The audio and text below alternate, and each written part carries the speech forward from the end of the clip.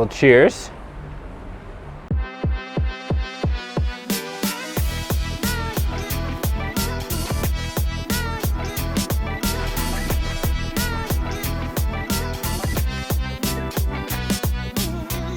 So Lewis here has suggested that I share some stories of my experiences with INTJs that could be interesting. So I thought I would share 3 experiences with 3 different INTJs from 3 different countries, actually 3 different continents for that matter, and do so not as Coach Dan, not as ENFP expert, but just fellow human being who had some interesting experiences. So the first is, I'm going to go chronological order, and her name was Ava. And I met Ava when I was in lineup to get pizza far too late at night. It's a time where no one should be really eating pizza, back when I lived in Vancouver. And we started chatting because I was a flirtatious ENFP at that point, and this point really. And to my surprise, Ava, who was beyond beautiful, she'd actually won pageants and things like this, was very receptive to my flirtiness. So we traded numbers and everything and stayed in touch.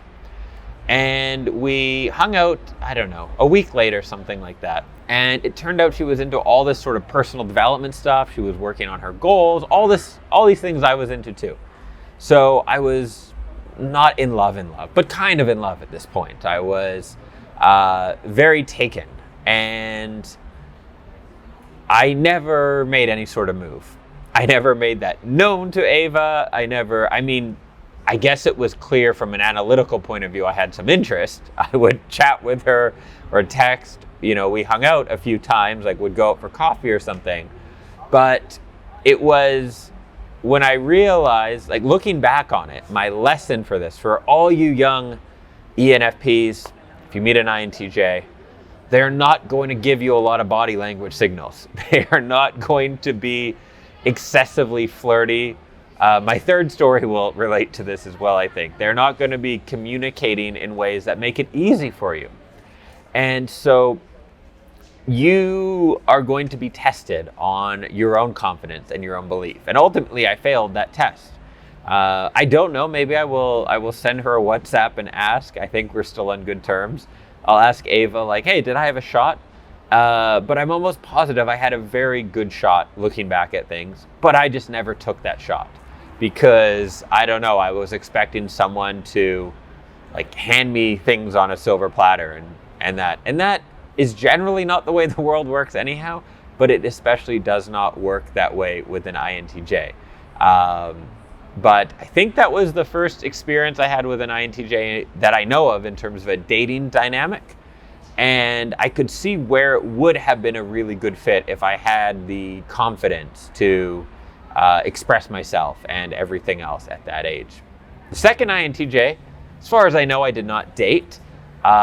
He was an individual, we'll call him John, that I hired for my company for a little bit. And I had this thing in my head that INTJs were who you need to hire. You know, you read about it everywhere online. If you're an ENFP, you need an INTJ, right? They're the perfect match. And there's probably some truth to that. Like I can see, looking at functions and everything else, how it can work really well. But sometimes I think we can get blinded to all these type stereotypes, right? We can read that, oh, this type is going to be perfect for us. So we will think, it doesn't matter about their experience or any other fit. It's just about the type. And in this case, it was an interesting relationship. The first maybe month and a half working together, there was a lot of just conversation, a lot of talk. Both of us got along quite well talking about theories, about marketing, about different things. When it came to actually getting things done, it did not go so well. The only thing that actually got done was a mistake that cost me a significant amount of money and was a very obvious error when I caught it.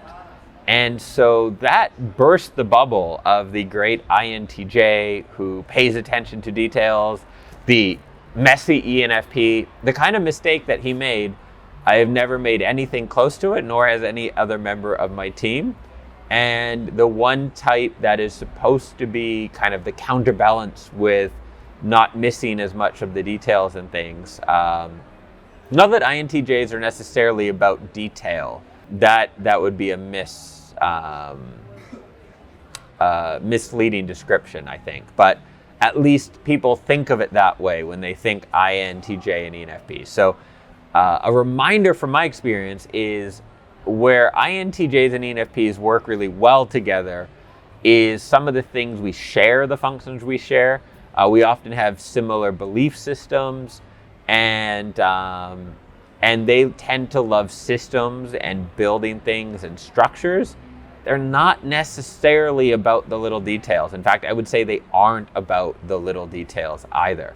So don't think, hey, I'm going to partner with an INTJ and they'll handle all the details and I'll handle the big picture. That's not how they work. They also handle the big picture, but they handle it from more of a systems and structured point of view. So please, for my sake, for your sake, don't make that same mistake I did. I thought I had 3 stories of INTJs, but I've remembered a 4th that I may or may not tell. I'm going to think about how angry he will be if I share the story. He's a very private individual who sometimes scares me. So the 3rd story, her name is Anastazia, and she'll probably watch this video. We are still very good friends, and we met years ago in Prague. She's originally from Russia. I'm originally from Canada. We met in Prague, and the combination of an INTJ and a Russian, pretty fascinating when you want to talk about no emotions and challenging. You know, ENFPs, we can be needy, let's say, right? Emotionally, like we're looking for cues from people. It's one of the reasons I don't always love living in the Czech Republic, Prague, where I used to live, because you don't get that same feedback from people that you do in a lot of friendlier cultures. And so as an ENFP, you're kind of looking for cues, like I mentioned with Ava in the first example, and was not getting that. So we went on a date, and the conversation seemed to go very well. We got along quite well in that way, but there was no input back. I had no way of knowing, like, is this date going terribly or going well or amazing? For all I know, I could be her soulmate, or this could be the worst night of her life. But I learned something that night. I'm going to share this with you, my young ENFP brothers. Sometimes you've just got to look at the obvious part of the situation and just make some fake confidence for yourself. So in this case, I would think to myself, well, she hasn't went home yet, and we've been to like 3 or 4 places. We've had different drinks. We've had a dinner. We could have ended this a long time ago. So even though there's a Russian INTJ face here, I assume there's some interest in me, or we would still be here. And so with that in mind, we just continued our conversations and everything else. And eventually, we did end up being more than friends for a period of time. This is a PG-13 channel here. And I asked her actually at one point, I said, I asked her about this first date. Like, what happened? Because eventually, things changed, but I had no clue how I was doing. And I just kind of kept talking and kept telling stories and doing whatever. And she said, yeah, I wasn't really like that into you, but you weren't that bad. So I just kind of stayed there. And then eventually, like, you said one thing and I was like, all right, I can be into him. I don't know what that one thing was. But that was something I learned as well. We did not turn out to be long-term compatible romantically, but we were still very good friends, and definitely a good example of how ENFPs and INTJs can be very good friends as well. I think have some great conversations on psychology and life and all sorts of other things.